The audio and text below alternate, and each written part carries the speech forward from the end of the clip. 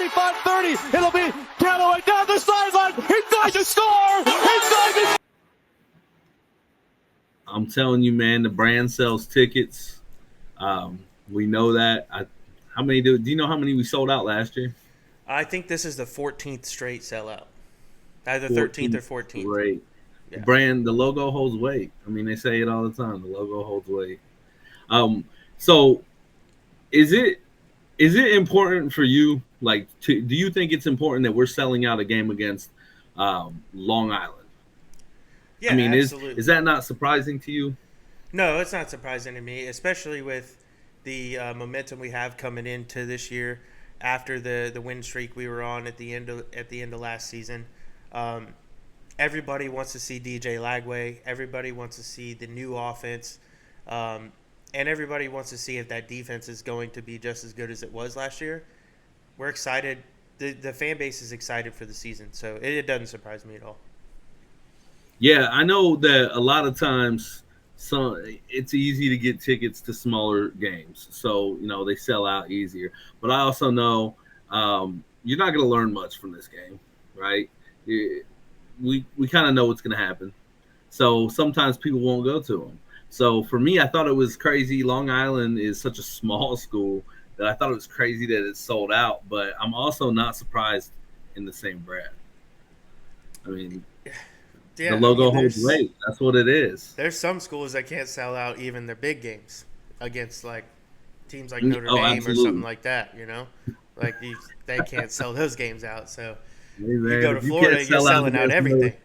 If you can't sell out against Notre Dame, you probably can't make your conference championship with the best offense you've ever had in years. But I don't know nothing about that. Tell me about the halftime show. Well, the halftime show, I know there's going to be fireworks. That's about it. That's all I got. I just heard somewhere that there's going to be some fireworks going on for the halftime show.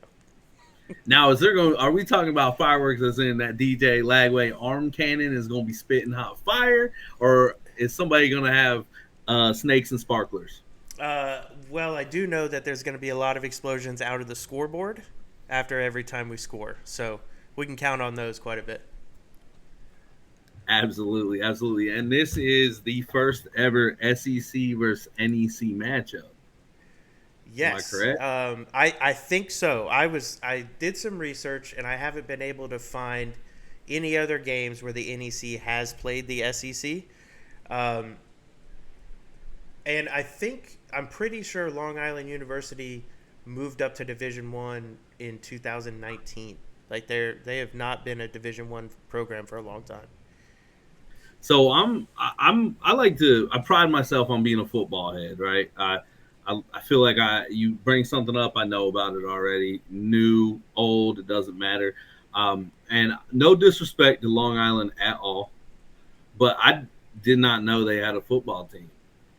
So this is something new for me. And if you try to look up anything on them outside of like ESPN box scores from last year, you can't find depth charts. You can't find stats. I mean, you have to do the big legwork to be able to figure things out with these guys. Yeah, I actually spent some time on the university's website going over the roster. I found a couple interesting things that we'll get into later. But, there's a lot of guys from Florida on that team.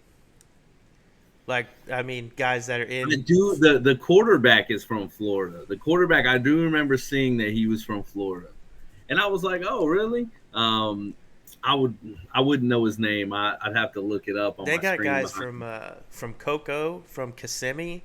There's a pretty notable one from Tampa that was pretty cool to see. So, man, it's pretty cool to look into these smaller teams. And get to see like these guys are all guys we've never heard of, but they're playing their dreams out, right? They're playing Division I football, and it's big to them. So absolutely. I think it's pretty cool. I mean, we've been seeing videos of them now. A couple of videos are surfacing here and there of them practicing or answering some trivia questions. I seen them the other day. Actually, it was today. And they were answering one, how does the saying go? and the first part was "See you later, alligator." And they were like, the answer was either in a wild crocodile or after wild crocodile, and they was all getting it wrong. And none of them really knew it. But I mean, they seem to be having fun with it, and I mean, you get it. You're getting paid to come play this big school. Yeah. There's always a shot that you could do something crazy, a very small shot. I'm a Gator fan. It ain't happening. But Yeah, they're I having think fun with it. They're ESPN going to has get us at some. like a 99% chance to win on that one. It's Yeah, pretty disrespectful. they're not even giving us odds on the Hard Rock. Like I can't even bet on the game. So I just got to put all my money on Notre Dame or You can bet whoever the they. over if you want. I I saw think that. I think Notre Dame plays an NEC school, so I'm going to probably put my money on those guys. Um, but so let me circle back. Right, why is it so important, and why does it matter that we are on our 13th or 14th straight home sellout under Billy Napier, even though he takes so much heat from this fan base, and he gets, obviously, the head man always does. He takes so much heat from this fan base all the time when we struggle, yet we're still selling out games under him. This I mean, fan why base is is that fanatics, important? man. They have Billy Napier has the support. He's gonna get called out when things go wrong. I get it. Half the fan base wanted him fired last year after the Miami loss. I did too. Can't lie. He really turned things around, and I think what's most important is that he never let that team lose faith. They stuck together through the whole season. That's the kind of guy you want leading your program. Um, if the team falls apart when things get hard, if the locker room is gone, you're never going to win. That's the kind of guy that can get you through those tough times and hopefully through those tough games. He's got to start winning a few more of them, but I think he's the guy to do it. As long as we can clean up a few of the play calling mistakes, or I guess execution of the play calls, I think we're going to be all right. Yeah, I mean, when he came in, obviously we know the situation, and he fixed a lot of off the field issues, a lot of things that have been haunting us. We got a lot of our new facilities and everything. He's built one hell of a roster. Yeah. And I do understand the head man, gets the heat. I get that. I don't disagree. I get the tweet. It gets brought up to me every time I try to be positive. I've been the most positive guy. After Tennessee last year, I kind of jumped on the train and a little upset. And it's, I don't delete, man. So the tweet's up there. So it gets brought up for me a lot. But I do, even though I did tweet it, I have not wavered. I do think he's the guy. The fan base is going to continue to support no matter, where they're at with it. And I'm just excited, man. I'm excited to finally get ball back. So, yeah, man, I've been going through withdrawals. I know everybody has, but I've been watching reruns of last year's games, and just on Twitter constantly, just trying to consume as much content as I can get my hands on because I'm ready for football to be back. So, pretty stoked to leave old Citrus County on Friday and head up to the stadium. You guys hear that, man? BC's going to be in there, boots on the ground. If you see them, show them some love. Yeah, and actually, shout out to High Top Sports. I'm going to hang out at their little tailgate they got going on. So, going to hang out with those guys, and maybe I'll see a couple of you guys that watch the show or that have seen this episode. There, come say hi. Yeah, it should be a fun time. I unfortunately won't make this one, but I promise you I will be loud somewhere. So obviously, Long Island tune-up game. First time we've gotten a cupcake in a while. Billy Napier released the news this week that DJ Lagway is indeed starting. That's a sigh of relief for a lot of people. Well, some people don't want him to play in this game. Like I kind of said earlier, we kind of understand what this game is. The worst feeling in the world is going into a game like this, thinking that you're going to have an amazing season and you lose a star player, right? Yeah. So obviously, there's mixed feelings on that. But I know you're excited. You're going to be there. You're super excited to watch him play. Yeah, and I don't think we can. I don't think we can look at it that way, right? I mean, if you are worried about Long Island University's defensive line getting to DJ Lagway, then there's a problem, right? We shouldn't. We're going to be real worried about Georgia and Texas, hell, Florida State and Miami. If Long Island can get there, then those teams can get there. So I really don't think that we should be worried about DJ getting hurt in this game. I think we should see the protection, and we should see his mobility. Just like Napier said, he's 100%. So I'm hoping to see that. Yeah. For me, it's not really the fact that Long Island can get there. The offensive line is supposed to be killer. I think DJ's going to have all the time in the world. You remember he got hurt at Georgia last year, and it was him running the ball. He was open. No one was near him. He just got hurt on his own. So that's more or less what I'm thinking. The forecast shows for rain, so it's going to be wet. It's going to be nasty. Lucky for us, we're gonna run that ball, right? Yeah, damn right. We're gonna run the damn ball. So, so you know, the offense I think is gonna move regardless, but I'm on both sides. I want to see the kid play. I don't want his first snaps to come against a USF in a trap game or against an LSU on the road in Baton Rouge. I want him to get some snaps. So I'm happy that he's playing. Right? I'm excited for that. Yeah, I am too. But see, to me, I'm not even worried about that. Honestly, we can say, yeah, we want him to get the snaps, but he came in last year at Tennessee at night down and brought us all the way back and tied the game. That kid has got ice in his veins. I'm not worried about him having the snaps and being not being, I guess, connected with the team or whatever. You're not worried about ring rust? No ring rust. No, you think we're good to go? No, I think we're good to go, man. I mean, the kid you hear it all the time. He's working all the time. Whether he's throwing the ball or not, he's getting mental reps. And he's the leader of the team. I think we're going to be all right, whether he played Saturday or not. So, as a Long Island fan, as a real, you're a college football fan, you go to Long Island, you're ready for it. It's a historic game for you. You're going to get national exposure. As you mentioned, they're brand new to D1. Are you excited for that aspect, or are you still like, oh man, we're going to come in here, play the Gators? It's going to be one of those 63-0 games. Are you excited that you're getting that exposure? We're putting eyes on the university. For me, like I said, I didn't know they were a team.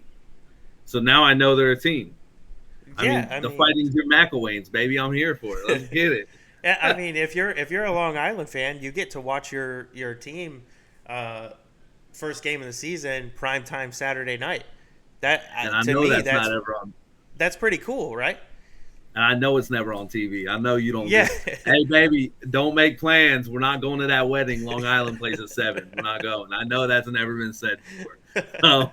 You are right there, man. So these guys, they get to have some fun with it. You get a homecoming for a lot of players. You said they're from Florida. Yeah. Right. So that's exciting too. Think awesome. About the players on the team, right? Like the exposure they're going to get. I don't think that they will have. Well, you know what? I guess they did play TCU last year, so they got some exposure there, right? And I think TCU. that's cool for them.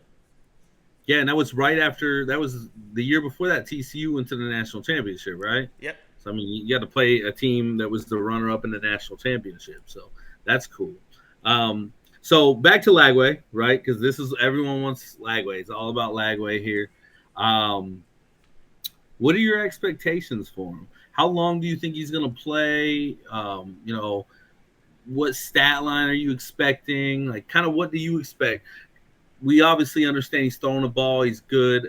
Billy wouldn't start him in this game if he was, fringe. But what do you actually expect? I don't expect him to play the whole game. If he plays the whole game, something's wrong. There's a reason. To be honest, I don't expect him. I don't expect to see him after the first quarter, realistically, unless he doesn't get as many reps Billy wants him to, as far as maybe he calls a pass play and Lagway checks out of it into a run to hand the ball off. I don't know. I'm sure that there's a certain snap count that they have in mind, and they want him to hit that, preferably before the second half. So I'm going to make a bold. We always say predictions for the end, and this is just something I think that I'm expecting. With the defense the way that I expect it to be, I think he's going to get the first quarter, and I think he's probably going to get about 3 drives in the first quarter. I think I personally am expecting him to score 3 touchdowns on 3 drives. It's lofty, but the talent disparity is just crazy. I think the defense gets us the ball back quickly, and we've seen how quick he can score. Numerous times, arguments I've had with other fans of other fan bases and everything, they say, "Oh, well, he only had 12 touchdowns last year."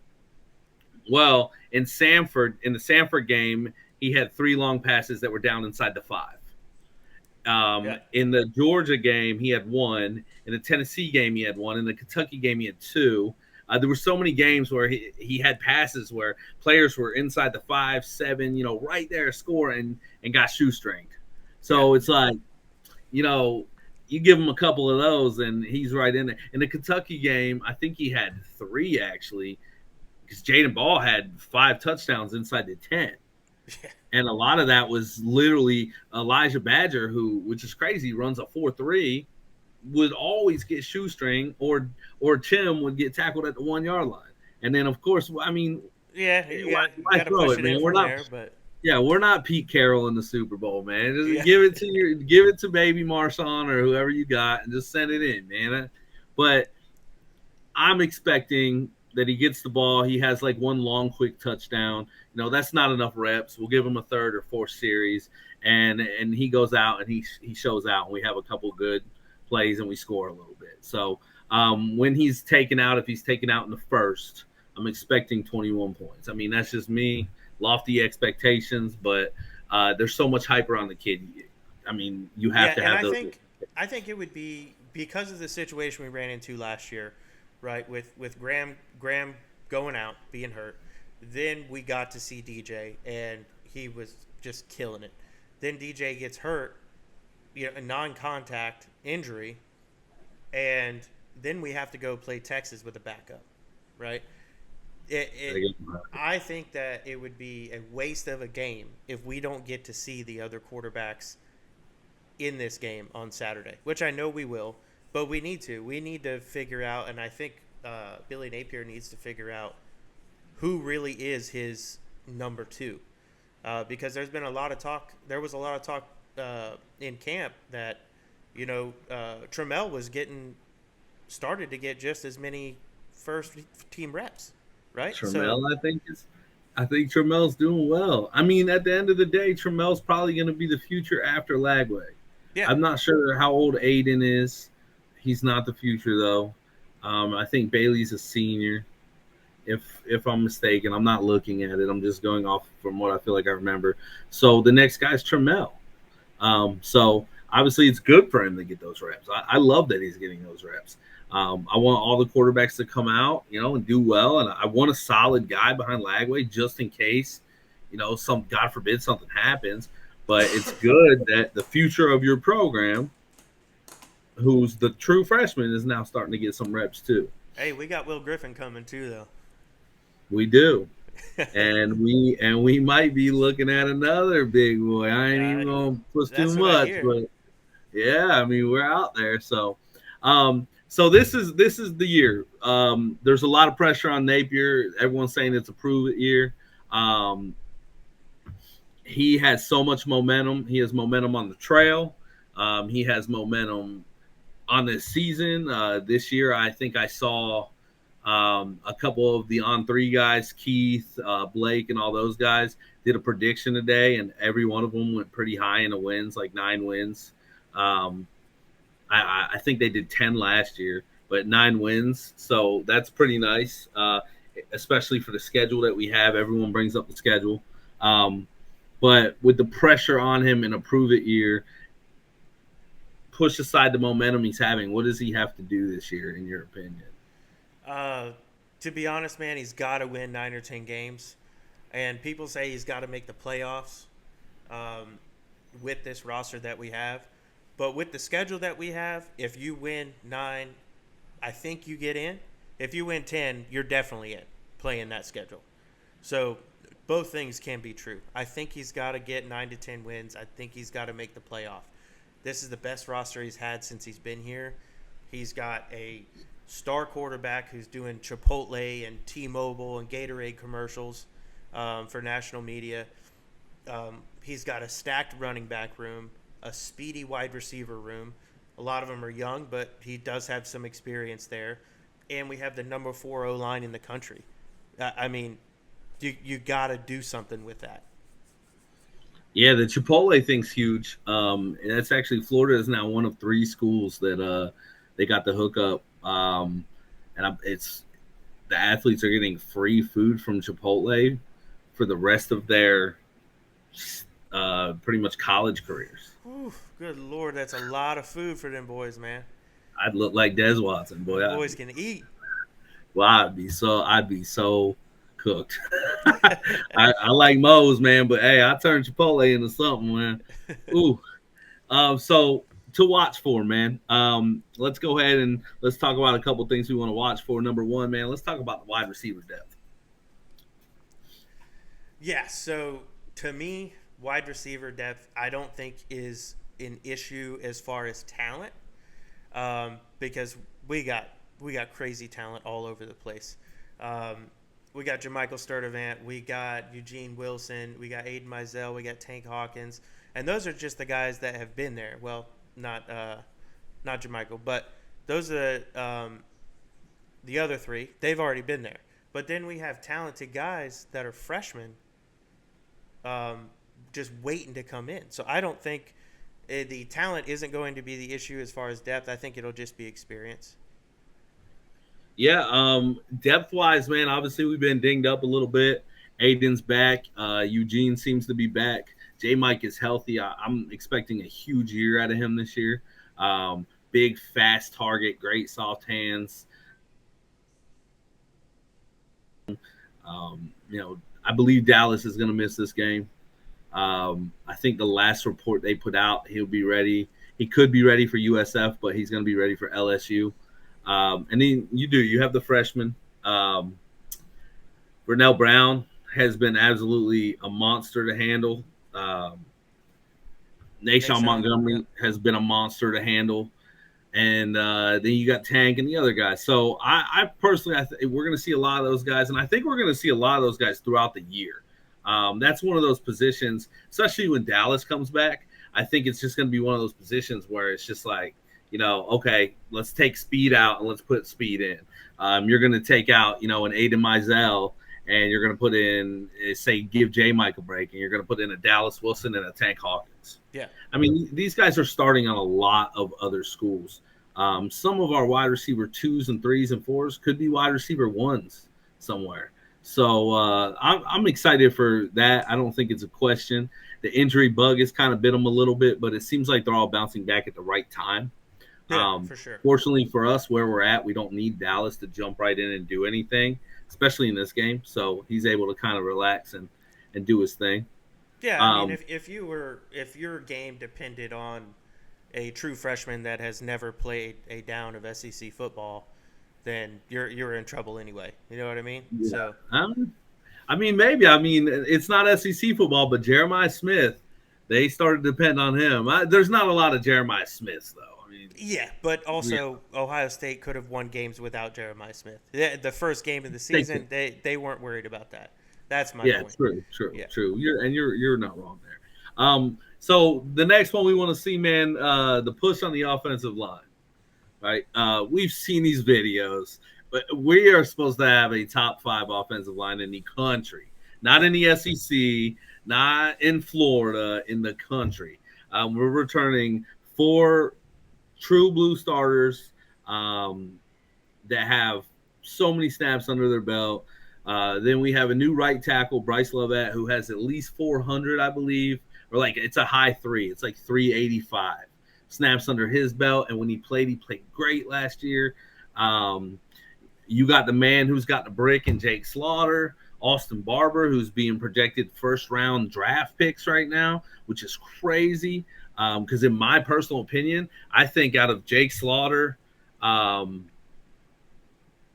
Damian George, I think, and then Austin Barber, I think Austin Barber's the third best. I think Damian George and Jake Slaughter are both better. And that's just my opinion. But seeing him go in the first round, you don't really see centers go in the first round a lot. Yeah. So, but I'm expecting, with all that size and all that experience, I'm expecting just straight bullying on the offensive line in this game. It better be. I mean, that's you have to. Like, we are gonna play an SEC schedule. Okay, that's where SEC ball is played, is in the trenches, right? So you better dominate Long Island University's defensive line, not only because you're supposed to, but because you have a star quarterback that you need to protect behind you. Yeah, and I haven't seen. I'm still looking for the roster and the depth chart. I don't see how these guys are going to have a lot of people with size.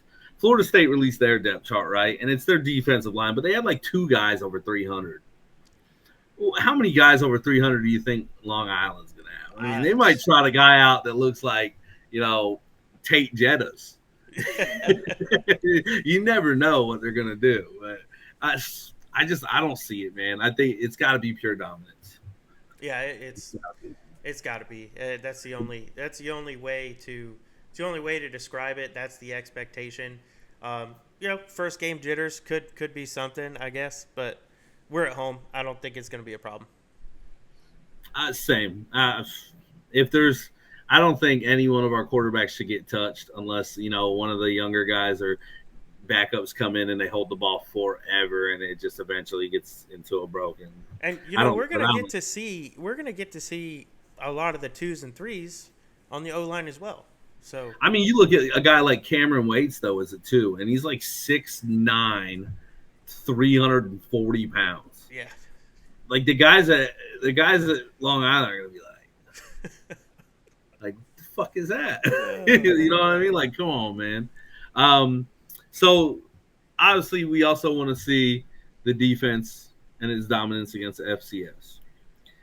The defense has always been pretty dominant in these games. Granted, we had a bad one a decade ago, but we did have a bad one. But overall, we watched our defense go from something that we weren't happy to see on the field last year to something that we were like, that's the strength of our team, right? Yeah. So I mean, like, it's okay. They can get us the ball back, Yeah. 2 minutes, we're good, man. We'll get that thing back. So what are you looking to see on the defense? Do you have an idea of maybe how many turnovers or sacks you want to see? Do you want to see a certain amount of yards not gained? Kind of like what's for you? What is going to, when you call me afterwards and you have been drinking and you're screaming in the phone, and what are you going to tell me that you're happy to see that you can say, hey, the defense had an extremely successful day? Okay, so I am really interested, and I hope I see it, that the defensive line can get to the quarterback, but also I would like to see the linebackers stay home. You know what I mean? It's weird with because we're going to see it a lot this season as well. But Long Island's quarterback, he's also their leading rusher. He was also their leading rusher last year. So he had 912 passing yards, but he also had like 780 rushing yards. I mean, I did not know that. He's the leading rusher on the team. So I did not know. Yeah, recently we have struggled with a running quarterback. Look at Texas A&M last year; that was tough. So I really want to see. I want to see us put a stop to that. I don't want that to be a liability and have to worry about that. Yeah, I've noticed, in watching some film clips, guys like Sapp and stuff, they're very good at saying the edge now. So those are things that excite me, especially when we have to take on a rushing quarterback. I know that he didn't pass for a lot last year. I did not know he was their leading rusher. I know that their best halfback had like 500 yards. Yeah. Normally, when I get excited about games like this, it's, oh yeah, I want to see 8 to 10 sacks, and people are like 8 to 10 sacks. We had 8 on LSU's offensive line last year. They were incredible. Yeah.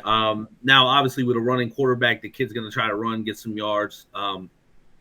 Also, a lot of times they're going to probably rely on a lot of screens and quick passes to try to stop that pressure. This offensive line is not going to be able to handle the defensive line, at least not the ones. I'm not sure what the twos are going to look like, but the twos are littered with some pretty good 5-star kids as well. So, I don't think that – I think they're really going to have to get the ball out as quick as possible, or they're going to have to design some really fancy runs or something to get the quarterback out in space. I don't think that it's going to be a fun time for them. I am expecting a high amount of sacks. I personally think that Gums and Sapp this year have a very high amount of sacks, so I'm hoping they could kind of pad it up in week 1. I'd love to see those guys, especially Gums. Sapp, he's been with us forever. He's been one of our most loyal guys. He's been such a leader. I just expected out of him this year. With Gums, he started out as a walk-on receiver at a small school, and he's worked his way up, and now he's a defensive end starting for the University of Florida. So Yeah, I can you really want imagine? to. Like you It's start out crazy. at what is it, Northern Illinois, walk on wide I receiver, think so. And you want to know what's and then you're crazy? starting at the University of Florida. His practice reps, man, he's got hands, bro. Like he's catching one hand and stuff, and I'm like, who is this guy? But now he's the starting defensive end at the University of Florida. Like you're talking about the starting defensive end. Like you go back in the history of the starting defensive ends at Florida. There's some savages, Yeah, for right? sure. So that's a big deal. So he's had an awesome journey. So I'm really hoping that they pad the stats on that. Yeah, I And love the again, story for sure. I get it's LIU, but again, I'd like to see just the defense just be in the backfield all the time, right? That's what I want to see the whole game.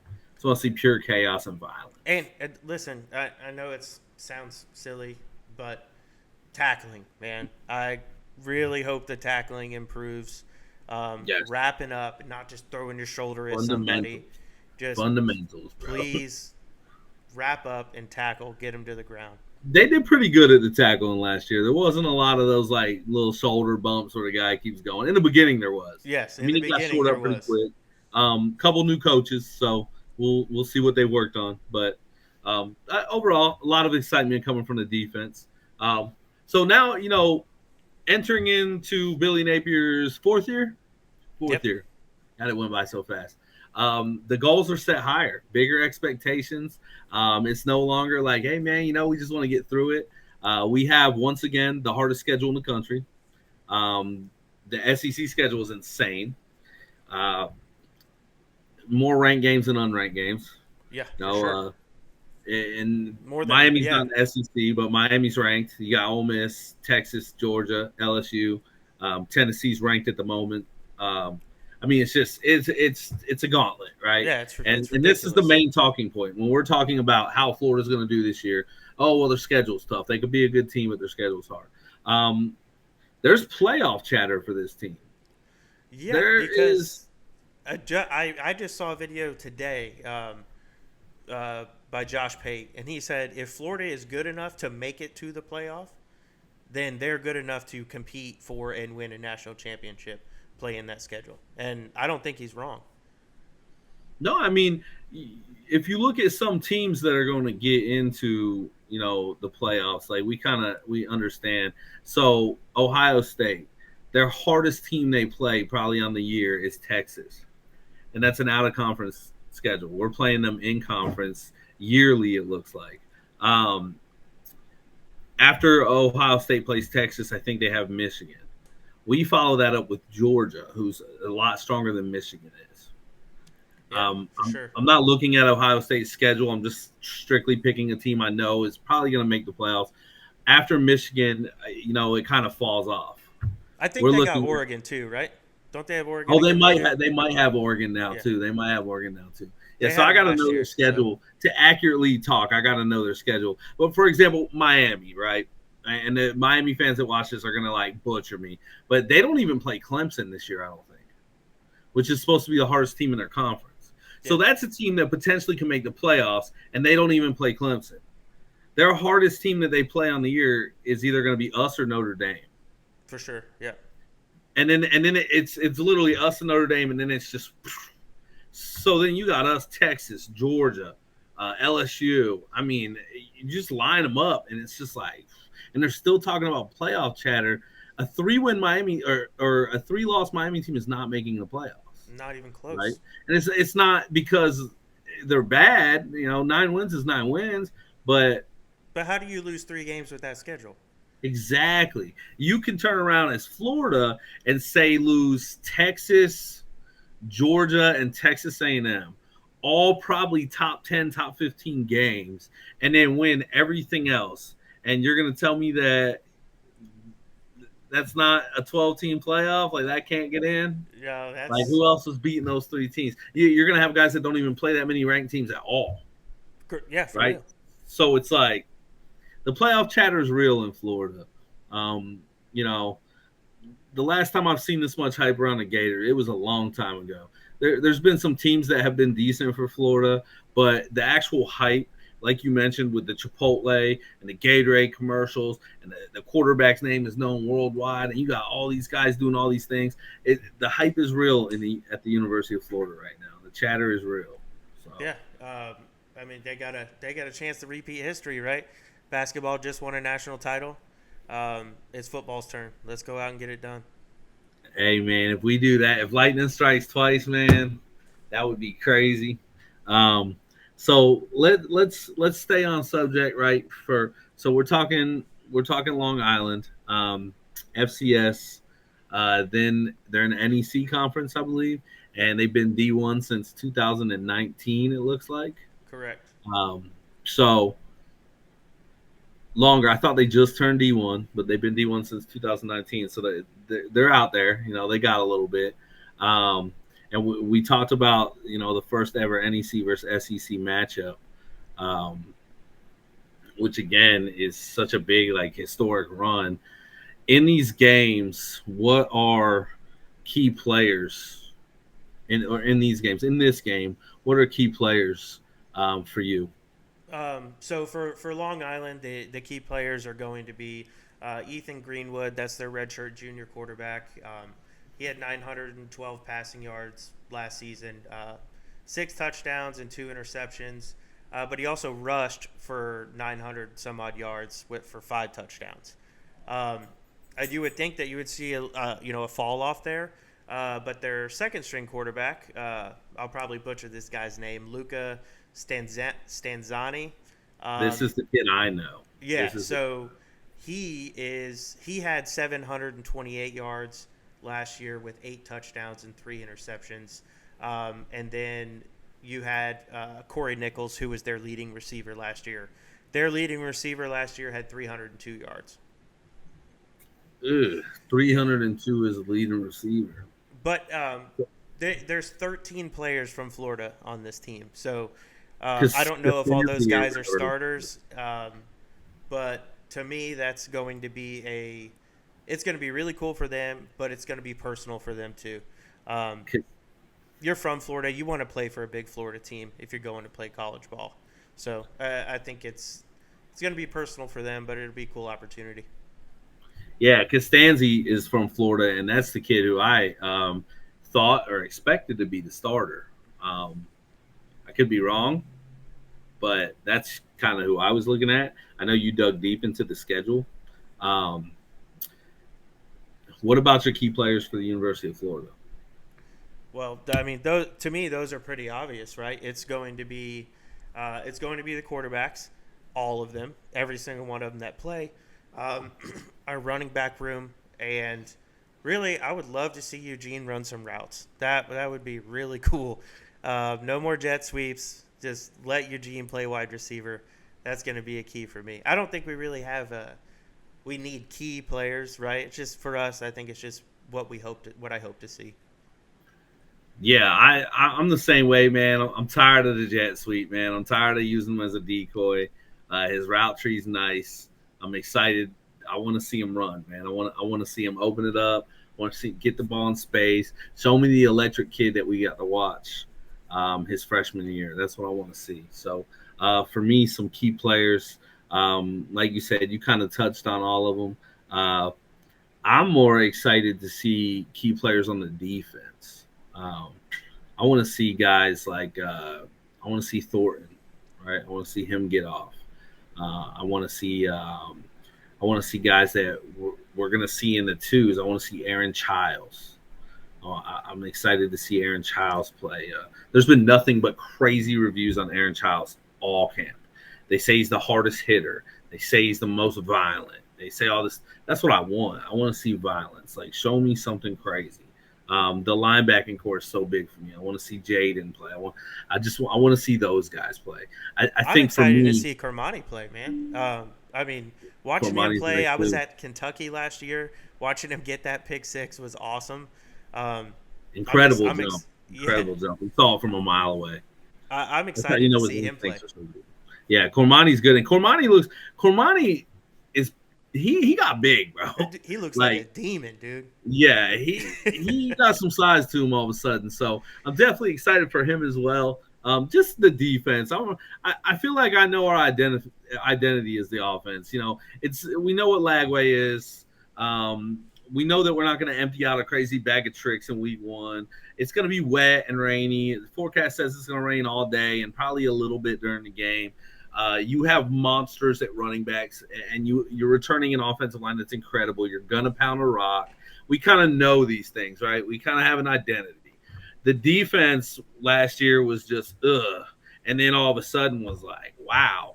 So I want to see, where they factor in if they're flying around, the intensity, how excited those guys are. I want to see big, clean hits, no penalties. Let's keep it clean. But the whole defense for me is where I'm going to really focus. Like we said in the beginning of the show, you're not going to learn a lot in this game. Yeah. You can learn a little bit, but we know what the game is.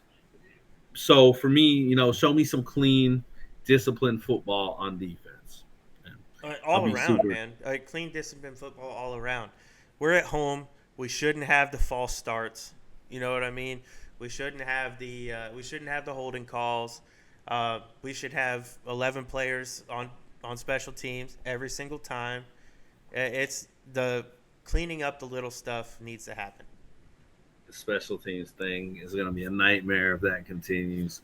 And you know what's funny is we can complain all we want about it, but Billy said, "Hey, man, we had one of the top special teams units in the country last season," and we did. We did. But mistakes killed us. We did have one of the top special teams in the country last season. I forget what the metric was, how that was measured, but he is not wrong. But there was times where it was ugly. So if we were that good while having that ugly, imagine how good we'll do if it's clean. Yeah, sure. So obviously success on Saturday means that we're going to want to score touchdowns. How much do you want to see Trey Smack on Saturday? I want to see him, I don't know, 9 or 10 times. On PATs. Yes. You don't want to see any 53-yard field goals? No, I want all his kicks to be worth 1 point. 1 point. Okay. So, in the NFL this preseason, there's been some crazy long field goals. I think someone hit a 70. So what if Trey Smack comes out for a 71?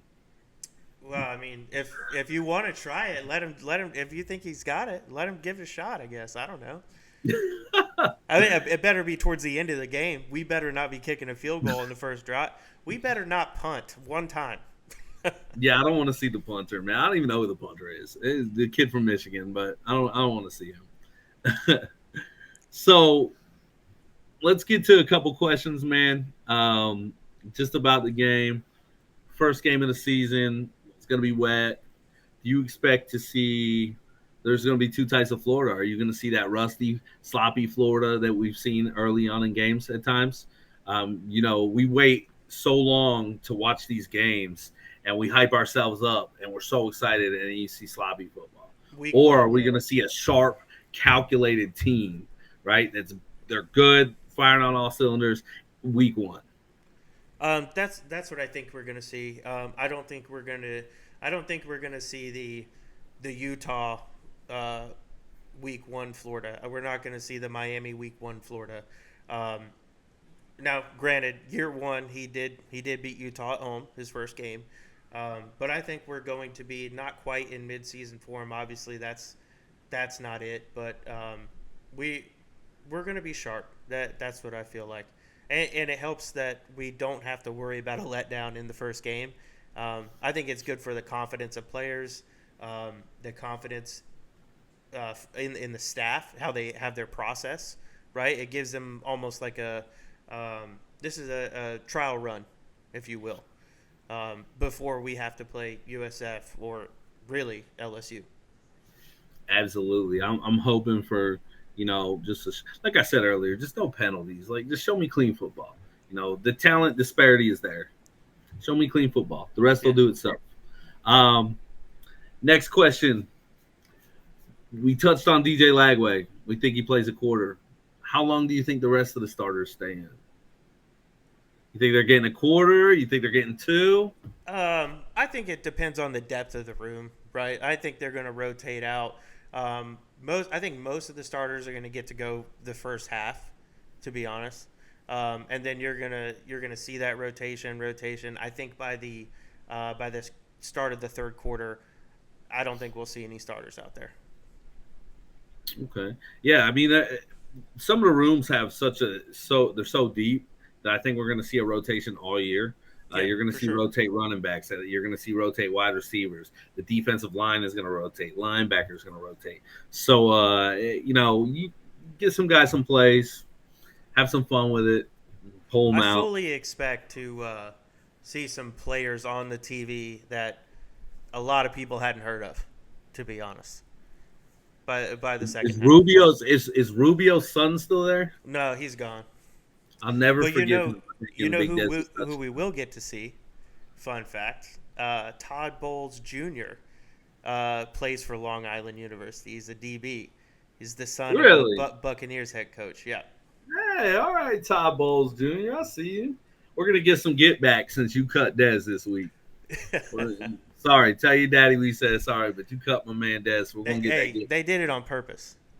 Todd Bowles Jr. made the call. Yeah, he saw we were playing the Gators. Hold up, Dez. That's messed up, man. So, um,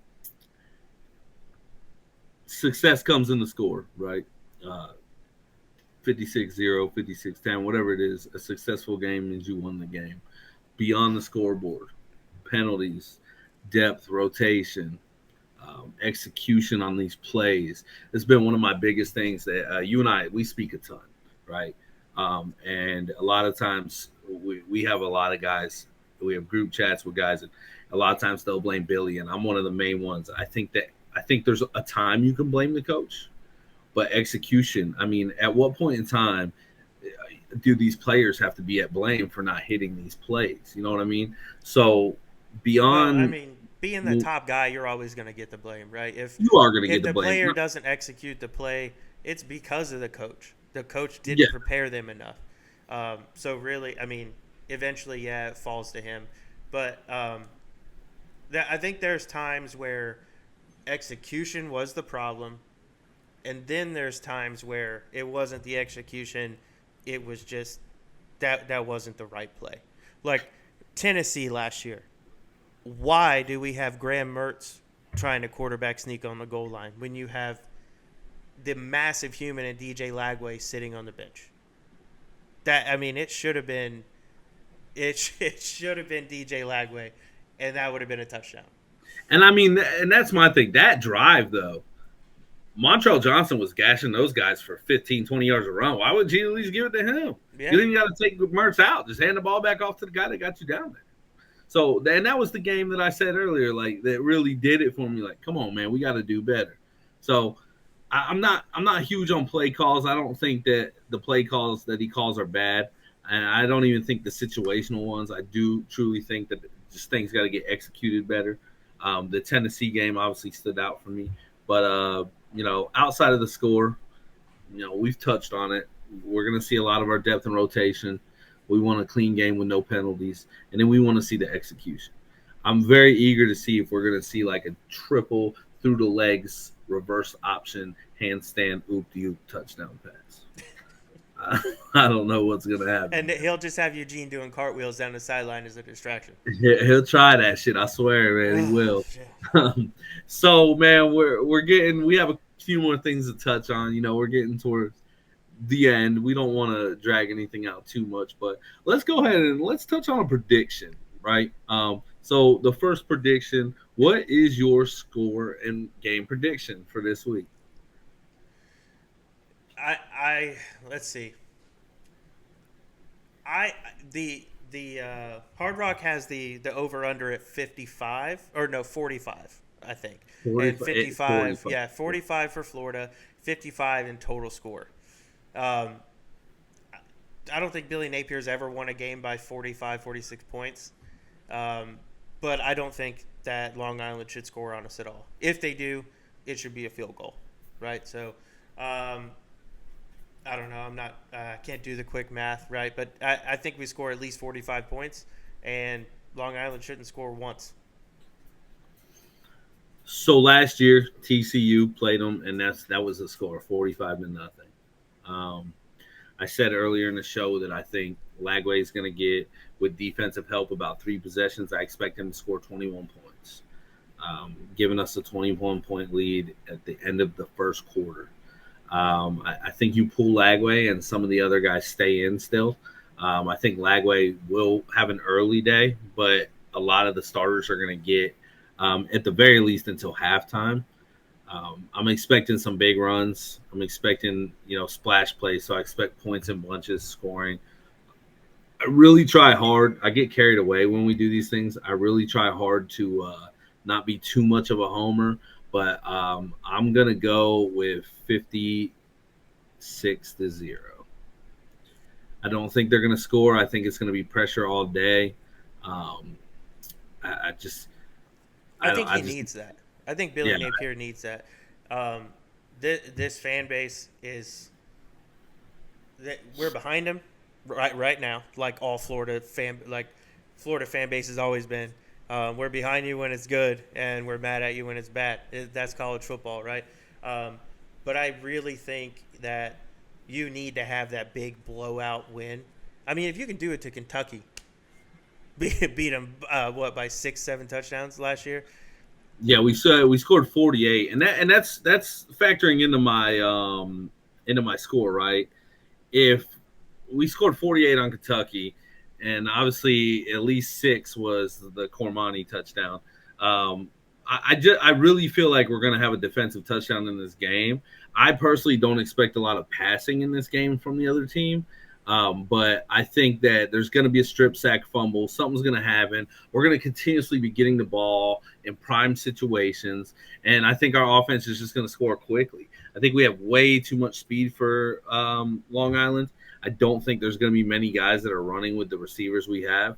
I don't think these guys, I know they've been practicing and I know they're D1 football players, but I don't think they're going to be built to take on a full speed Jaden Ball or Jacoby Jackson running up the middle, after the offensive line. I mean, you're going to have DBs trying to tackle these kids. So I really think defensive score and everything, it drives it up a little more than what maybe. I don't think Billy's just going to be like, hey, guys, keep scoring. Like, he's a Southern gentleman. If he could get out of that game 35-0, I think he'd be happy with that. I know And we he would would. be, but the fan base isn't going to We be. would not. We would Yeah, not. I he's got to got see to 50. do something to make this fan base just absolutely rabid again and say we're not. We need to believe that we're not going to lose one time this year, so the Yeah, kids believe it. I got to see 50 points. And honestly, I want to say 63. I remember when we was winning games 63-0 when I was a little kid. I got to see.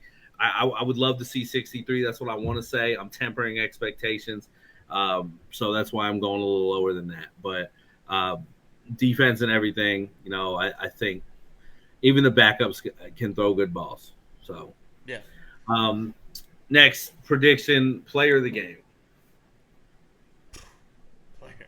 But it's, I mean, huh. Very hard I to don't. say because you don't even know Yeah, who's going to play that long. I don't know. I have no idea. I don't want to say DJ Lagway. Let's not do that. Jacoby Jackson. You swindler.